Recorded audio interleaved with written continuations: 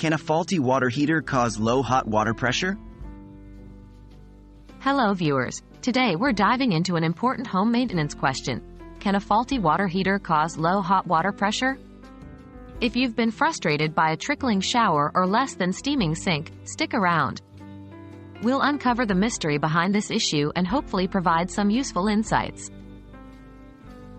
Understanding hot water pressure. Before we delve into the main question, let's first discuss what hot water pressure is. Hot water pressure refers to the force exerted by hot water when it moves through your home's plumbing. Good pressure means your hot water reaches your shower, faucet, or other appliances quickly and forcefully. If the pressure is low, the flow is weak, and it can be particularly noticeable when you need a hot shower or need to fill a sink rapidly. Causes of low hot water pressure.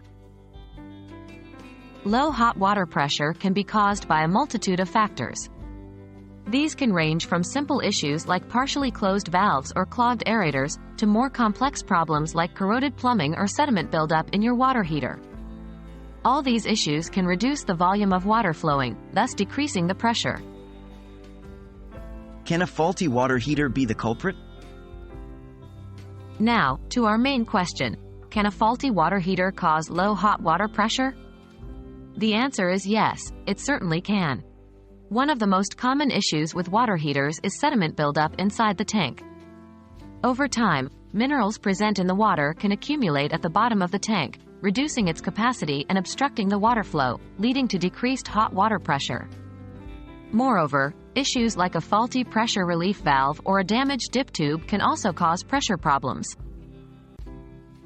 Fixing low hot water pressure. If you suspect your water heater is causing low hot water pressure, it's best to call a professional. They can inspect the heater, identify the issue, and take the necessary steps to resolve it.